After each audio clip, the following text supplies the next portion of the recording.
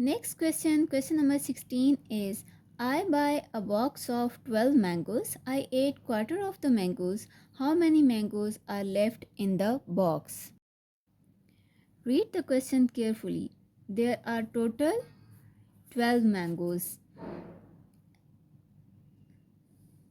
and I ate quarter of them. Quarter of 12 is 3, right? So from 3 we are going to from 12 we are going to subtract 3. So how many mangoes are left? There are 9 mangoes are left. So B option, that is 9 mangoes, is the right option. Quarter of anything is its 1/4 part. So quarter of 12 is that we should divide 12 with 4 and answer will be 3. So quarter of 12 is 3. He ate 3 mangoes out of 12 and remaining mangoes were 9. Next question is question number 17, and that is slightly lengthy question. When you start learning about swimming, it may be that you will go down the steps carefully to reach the bottom or use the ladder from the side of the pool. Here is a picture of a set of steps and the ladder. You will probably have noticed the colored steps. The colored steps are not numbered. The first step into the water is light green. The second step is purple, third one is red, and so on. Suppose your friend puts you on step number 4 and you only want to go a little way into the water. So you head for the red step. Stepping down carefully, one step at a time, how many steps will you have to take? In this question, they are simply saying that count the steps when you are going to start from step number 4 and reach red step. So let's count.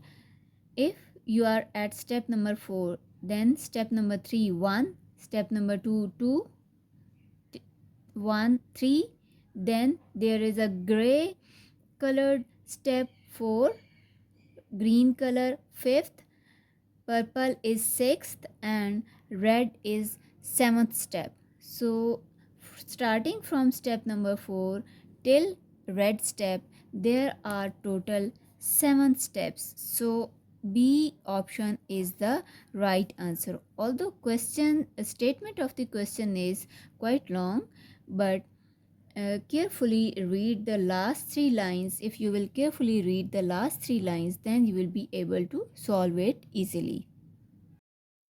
Our next question is question number 18. This problem has been inspired by The Man, a story by Raymond Briggs, which you might like to read. The man is much smaller than you and me. Here is a picture of him standing next to a mug. Question is, how can you estimate how tall he is? Now think, a mug can be around 3 to 4 inches long. A mug cannot be 2 to 3 feet long, 1 to 2 feet long, or 10 to 12 inches long. It can be 4 to 5 inches long. So most probable answer is A. It cannot be B, C, or D option. Next question is question number 19. In Sam's bedroom, there is an old alarm clock which his dad had thrown out because it had lost its minute hand. Although it has only its small hand, Sam can still tell the time using it. He can tell the hour, such as midday. He can tell when it's time to get up, time to go to school, and time to turn his light out at night. At what time does Sam get up and at what time does Sam go to school? First of all, let's have a look on the clocks. In clock A, time is probably more than 8:30 and less than 9 o'clock. In clock B, it's around 12 o'clock. In clock C, it's around 9:50. In clock D, it's around 7:15. So let's see the options. Option A is get up at A and go to school D. This cannot be the right option because in clock A time is around 8:45 or 8:40. How is it possible that you get up at 8:40 and go to school at 7:15? Let's see option B. Get up A and go to school C. So this is also not possible that you get up at 8:40 and go to school at 9:50. These are not the school timings. Let's see option C. Get up at C and go to school D. This is also not possible. Let's see the option D. Get up D and go to school A. Get up D means he is going to get up at 7:15 and going to school at 8:40.